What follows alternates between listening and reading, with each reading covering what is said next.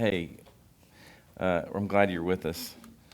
Um, we've been blowing through the Old Testament. I've got some small groups that are like going real slow through the Old Testament stories and getting into the weeds and stuff like that. But I always do this. I try to do a flyover because you have all different levels of believers in here. And when I say believers, just the biblical knowledge. And so we try to give an overview and also like paint the picture so that the Bible stories are real. These are real stories. It's not just some fairy tale. It's truth. And so if we can make it come alive, it's not my responsibility to do that, but if the Spirit can do that, then maybe you trust it a little bit more. Trust it just a little bit. So we've gotten through the different judges, and 1 Samuel gets to a point where it's still the stage of the judges of Israel. And when you talk about the judges of Israel, you're really talking about a group of men that loved the Lord and probably had a lot of wisdom and discernment. And the people saw them as the leaders of the people.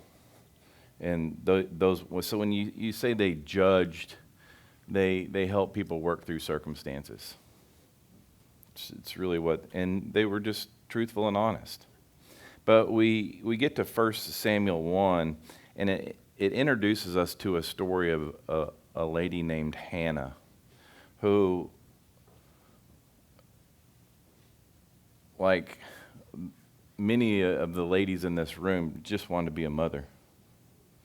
But she could never conceive. And so she kept going to the Lord and saying, please, what do I have to do?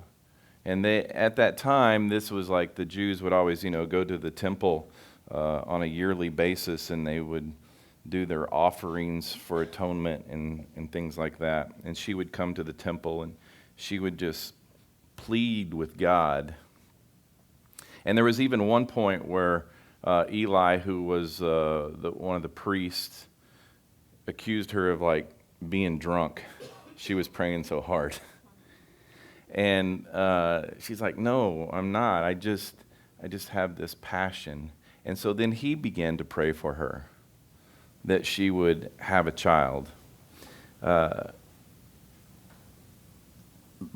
Verse 10 of Samuel 1, it says, deeply hurt, Hannah prayed to the Lord and wept with many tears.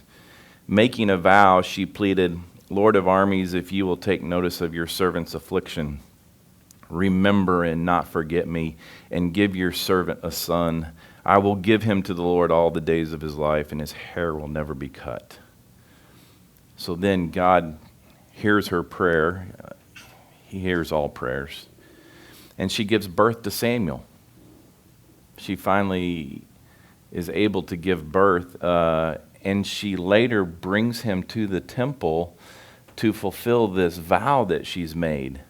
Like, my mom, godly woman that she was here on earth, always told me that when you were born, I gave you to the Lord. I gave you to the Lord. I don't know how many times she told me that. But when you were born, I just gave you to the Lord. But she didn't take me to a temple and leave me. And this is what Hannah did. Hannah literally took her child that she wanted to have so bad and just like left him at the temple for him to be raised in the temple. And of course, she would go back every year and she would get to see her son, who she was committed to the Lord. And it says in verse 20, after some time, Hannah conceived and gave birth to a son. She named him Samuel because she said, I requested him from the Lord. Verse 27, it says, I prayed for this boy.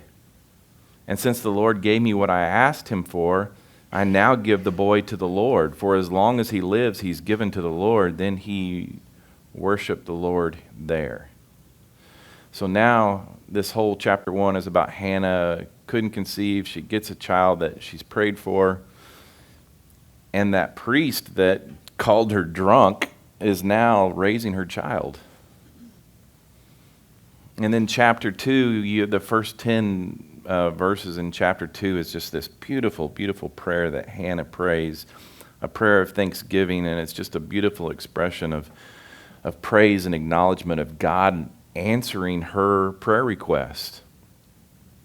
And then the narrative kind of shifts to the corruption of like Eli's sons. If Eli's the priest, he's of the Levite tribe, and his sons are going to be raised up to be priests, yet they're not so good at it.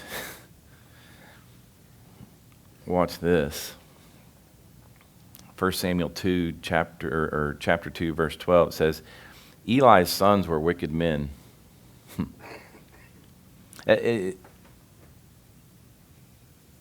That's hard. You hear about PKs all the time, pastor kids, priest kids, and they just, and I thank God for my two kids, but I've obviously watched, and I think when you raise them up in religion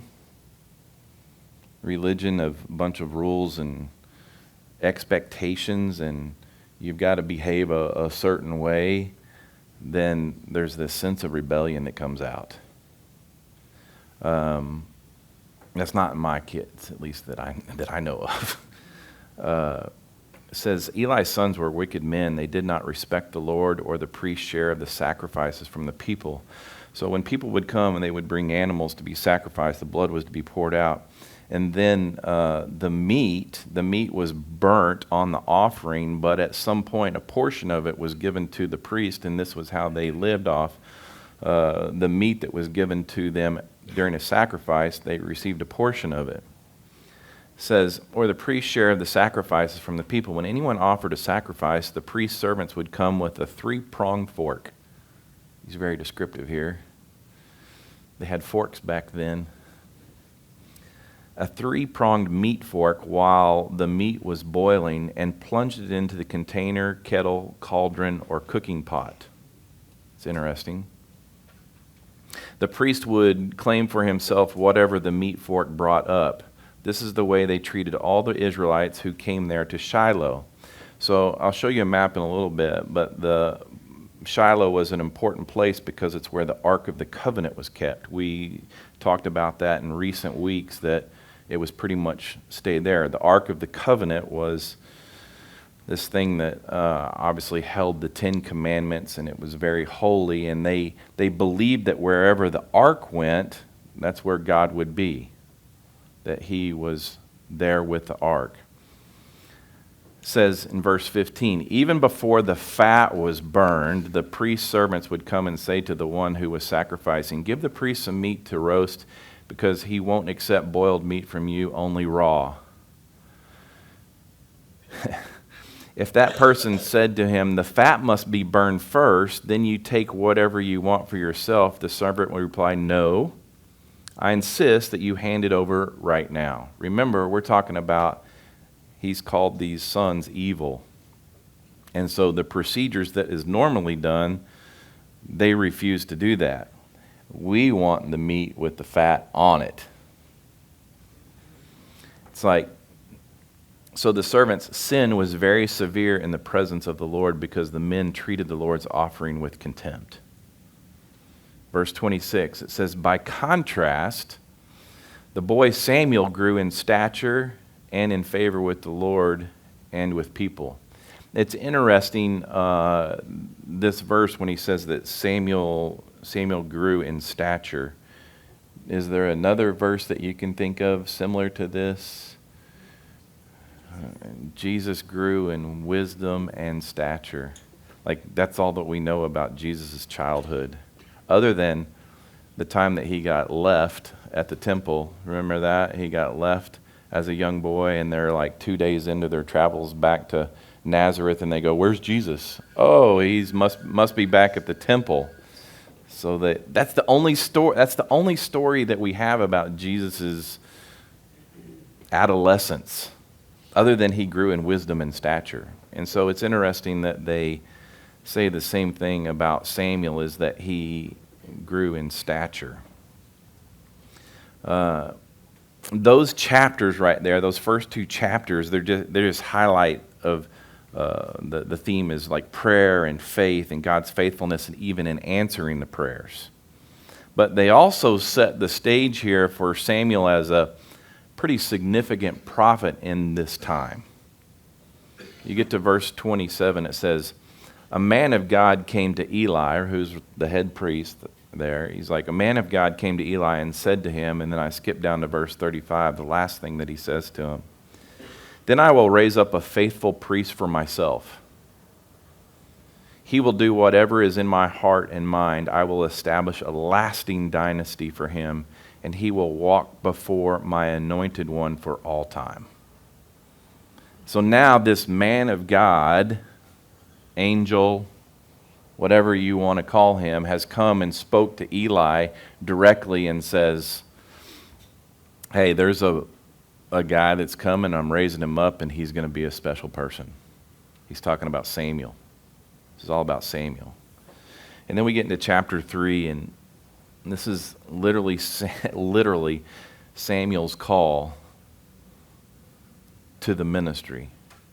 It says, the boy Samuel served the Lord in Eli's presence. In those days, the word of the Lord was rare, and prophetic visions were not widespread. Like, hey, wait, you're in the temple. You got the Ark of the Covenant there, and you're not talking about the Lord? There's not a lot of prophecy that's happening. It's kind of interesting.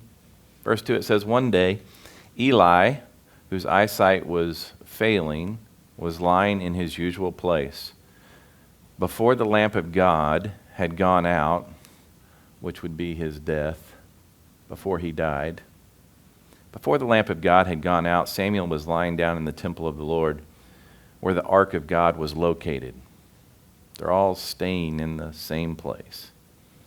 Then the Lord called Samuel, and he answered. He literally called, Samuel, Samuel. We know this because we see it later on in the chapter. The Lord called Samuel, and he answered, here I am. He ran to Eli and said, here I am, you called me. Like, he thought Eli was calling his name. I didn't call, Eli replied. Go back and lie down. Go back to bed. So he went and he laid down. Once again, the Lord called, Samuel. Samuel got up out of his sleep. He's like, he went there and he said, here I am, you called me. I didn't call you, my son. He replied, go back and lie down. Now Samuel did not know the Lord. This is an interesting verse. Now Samuel did not yet know the Lord, because the word of the Lord had not yet been revealed to him. Obviously, Daniel was a man of faith. He loved God. So we're not talking about salvation here, but literally we're talking about he didn't know the Lord well enough to recognize his own voice. That's a pill I wish I could give you and me, that we can recognize God's voice, that you know him so well that you hear him calling. It happened for me directly. Share this is a personal experience, but December the 6th, 2006, the Lord just woke me up in the middle of the night, and I knew it. I mean, I was dead asleep, and he's like, you're done at the church that I'm serving at. He's like, you're done. And I'm like, I'm going back to sleep. We're not having, I'm going to sleep. We're not having this conversation right now. And all of a sudden, he's like, no, you're done. You're done. I'm like, we can talk about this later. The sleep was just like, and all of a sudden Michelle's like, and sits straight up in bed. It was a little bit of a panic attack. And she's like, well, what's going on? And I'm like, well, something's going on. And she's like, what? I'm taking Chloe to the dentist in the morning. No, I don't think it's that. I'm like, the Lord's literally telling me that I'm done. This is the middle of the night conversation. The Lord's telling me that I'm done. I'm done there at that church that I've been 18 years. That I'm to walk away. And we had a brief conversation and prayed a little bit, and she basically, this is what my wife said: I'm good with this as long as you just tell me with what the Lord's got in store for us. And I'm like, I have no idea. But for her to say that, to have the peace for her to say that to me was reassuring. She was with me. And eventually, about 5-6 months later, we were able to leave, and it eventually led to this. So being able to hear the Lord's voice, not some audible thing, but just to know when he's moving and he's able to communicate with you, it's a beautiful thing. And this isn't what Samuel was experiencing. He didn't know the Lord that well. It says once again, verse 8, for the third time the Lord called Samuel. He got up, went to Eli, and said, here I am, you called me. Then Eli understood that the Lord was calling the boy. I know what's going on here. He told Samuel, that makes you think that Eli obviously had a relationship with the Lord enough to go, oh, this has happened to me before. Now I recognize that it's happening to you. Then he told Samuel, go lie down, and if he calls you, say, speak, Lord, for your servant is listening. So Samuel went and lay down in his place. The Lord came and stood there and called as before, Samuel, Samuel. Samuel now, he's doing what Eli, his father-like figure, has told him. Speak, for your servant is listening. The Lord said to Samuel, I'm about to do something in Israel that will cause everyone who hears about it to shudder. On that day I will carry out against Eli everything I said about his family from beginning to end. I told him that I'm going to judge his family forever because of the iniquity he knows about. His sons are cursing God, and he has not stopped them. Therefore, I have sworn to Eli's family, the iniquity of Eli's family will never be wiped out by either sacrifice or offering. Samuel lay down until the morning. Then he opened the doors of the Lord's house. He was afraid to tell Eli the vision. Can you imagine? It's like the guy that's like raising you, and God's just said, I'm about ready to wipe your family out. He said, he was afraid to tell Eli the vision, but Eli called him and said, Samuel, my son. Here I am, answered Samuel. Now he knows it's Eli. What was the message he gave you? Eli asked. Don't hide it from me. May God punish you and do so severely if you hide anything from me that he told you. So Samuel told him everything, and he did not hide anything from him. Eli responded, he is the Lord. Let him do what he thinks is good. That's an incredible response, right? It's like Samuel just told Eli that he's going to kill your sons. Well, that's what the Lord's said he's going to do. I guess that's good. Samuel grew. The Lord was with him, and he fulfilled everything Samuel prophesied. All Israel from Dan to Beersheba, from north to south, knew that Samuel was a confirmed prophet of the Lord. The Lord continued to appear in Shiloh, which is where the Ark of the Covenant was, because there he revealed himself to Samuel by his word. And goes into chapter 4, and Samuel's words came to all Israel. Everybody was talking about how the Lord spoke to Samuel, and Samuel prophesied what was going to happen. And watch, this is where the battle takes place. We continue in chapter 4. It says, Israel went out to meet the Philistines in battle and camped at Ebenezer, while the Philistines camped at Aphek. The Philistines lined up in battle formation against Israel, and as the battle intensified, Israel was defeated by the Philistines, who struck down about 4,000 men on the battlefield. The enemy versus God's people, and God's people lost. Philistines killed 4,000. When the troops returned to the camp, the elders of Israel asked, Why did the Lord defeat us today before the Philistines? Let's bring the ark of the Lord's covenant from Shiloh. Then it will go with us and save us from our enemies. So the people sent men to Shiloh to bring back the ark of the covenant of the Lord of armies, who's enthroned between the cherubim. Eli's 2 sons, Hophni and Phinehas, were there with the ark of the covenant. They hadn't died yet, but it's about to happen. When the ark of the covenant of the Lord entered the camp, they really took it to the front line of the battle, the ark of the covenant. We got God with us. It said all the Israelites raised such a loud shout that the ground shook. They just screamed as loud as they can. The Philistines heard the sound of the war cry and asked, "What's this loud shout in the Hebrews' camp?" When the Philistines discovered that the ark of the Lord had entered the camp, they panicked. "A god has entered their camp," they said. "Woe to us. Nothing like this has happened before." Nobody's brought their shrine, their idols, their ark of the covenant that possess God to a battle before.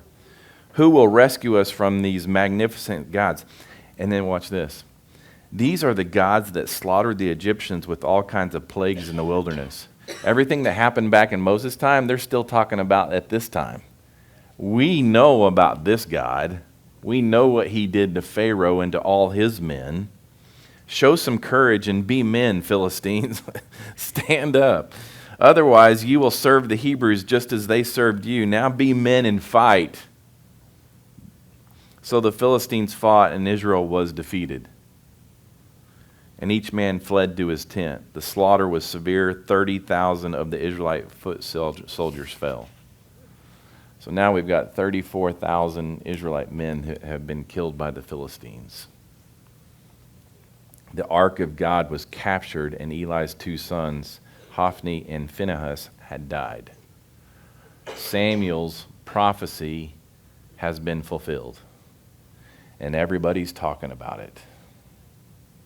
Watch, that same day, a Benjaminite man ran from the battle and came to Shiloh. His clothes were torn, and there was dirt on his head. When he arrived, there was Eli sitting on his chair beside the road, waiting because he was anxious about the ark of God. When the man entered the city to give a report, the entire city cried out, like, we lost. We lost another 30,000 men, and they have the ark.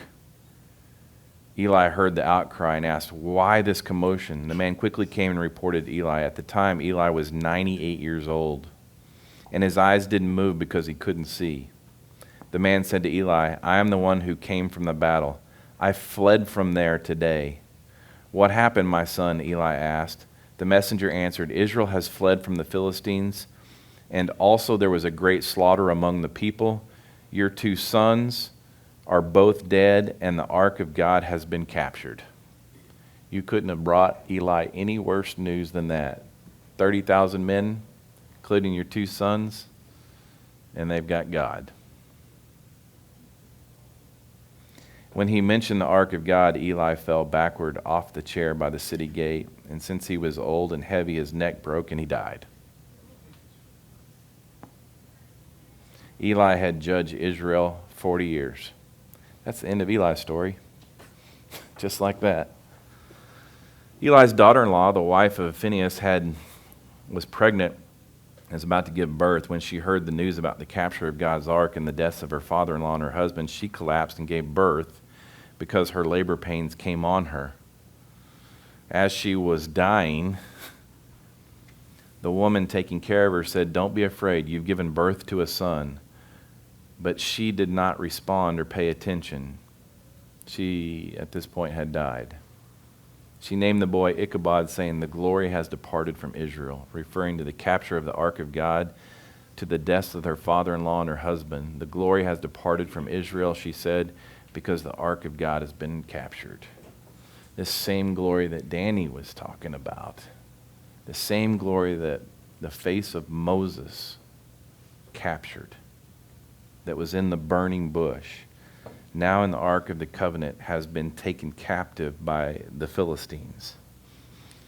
You get to the next 3 chapters in 5 to 7, and we see the journey of the Ark of the Covenant, that the Philistines have captured it.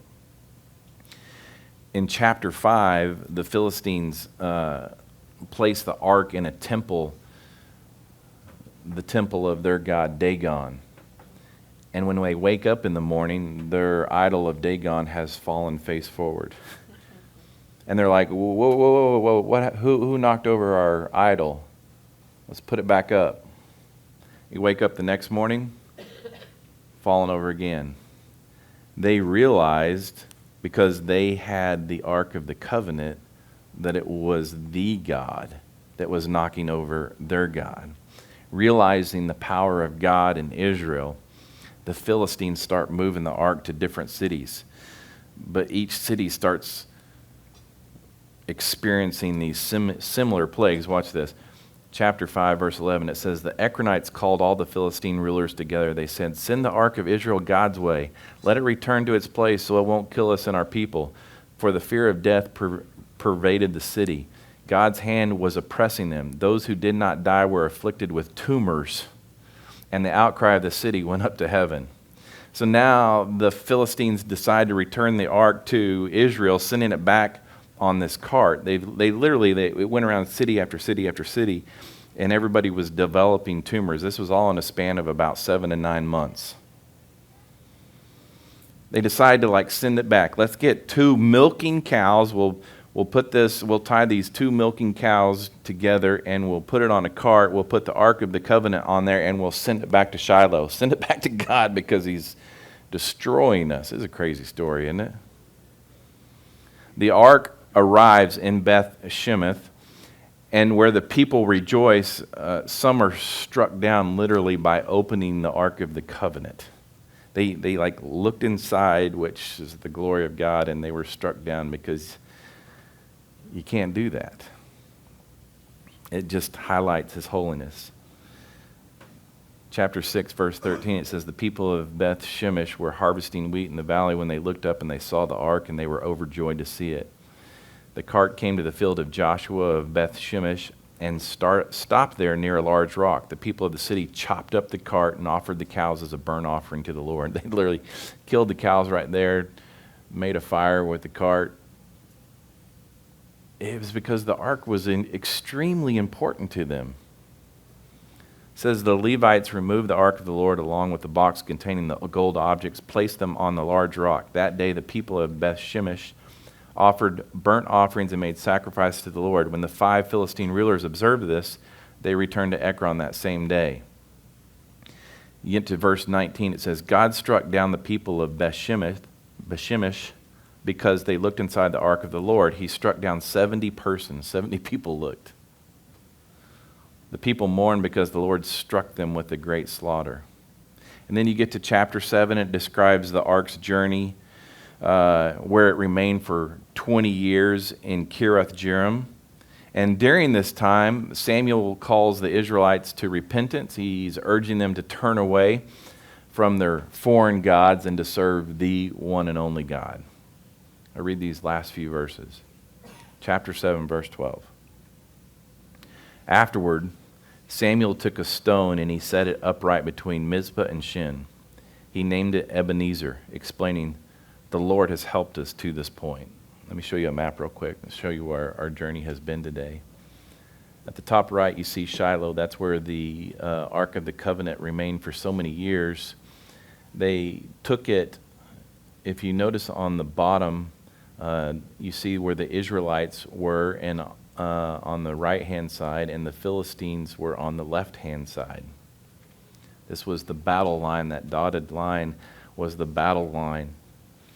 So they took the Ark of the Covenant over to Aphek, and then they lost. The Philistines captured it, and then they started passing it around to these different cities where they were getting tumors, Ashdod, Gath, Ekron.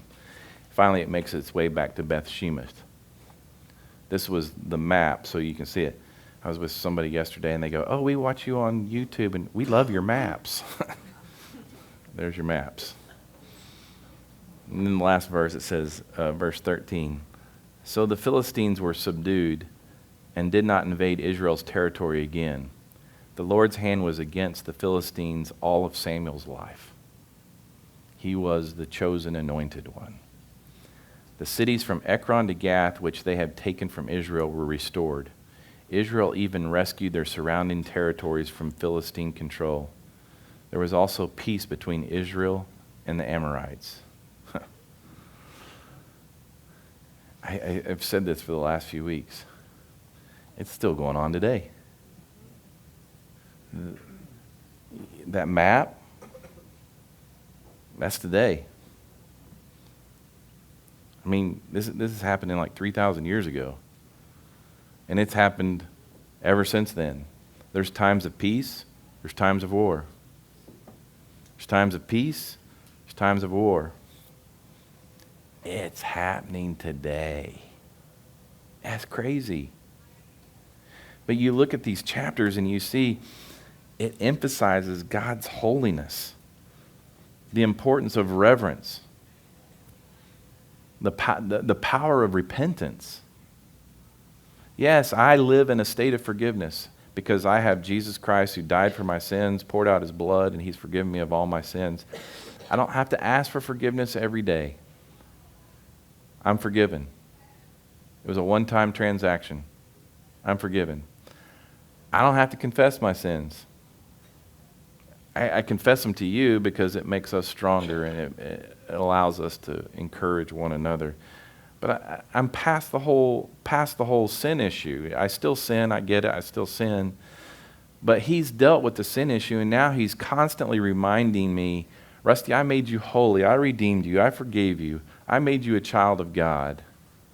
And he's constantly reminding me. So when I walk out of this place and I have to make a decision whether to walk by the Spirit or walk by my flesh, my own personal strength, I'm probably encouraged because of what he's already made me. The way that he sees me is because that's the way he made me. It's not through some Jesus filter. He's literally made me the righteousness of Christ. You're looking at a holy person right here, and you are wholly the same. It's not some seminary degree. It's not some knowledge or anything like that. It's because Jesus died on the cross and you believed in him and he made you holy. He forgave you. He perfected you. What's eternal is your soul and your spirit, and that, my friends, is separated from the world. It's sanctified. It's a done deal. It's past tense.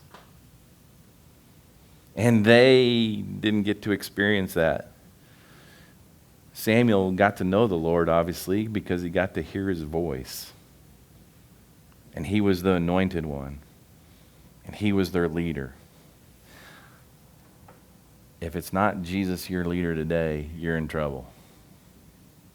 If you think it's me or anybody else in this room or some elected official, you're in trouble. It's nothing but Jesus. Father, we look at the life of Samuel and the calling that you had on his life and how you anointed him to be a leader of your people. And he had to go to battle. And you won. And you won. So, Lord, I thank you for that. I pray today, I pray for Kirsten, who's probably speaking right now to those ladies, and I know Holly is later today, that you would just use them and speak through them in a mighty way, just like you did Samuel. And just pray for our ladies that are attending too, that they can see you clearly this morning. And thanks for today. Thanks for just allowing us to be here to see each other, to love on one another, to encourage one another. And just thank you for loving us so well. In Jesus' name, amen.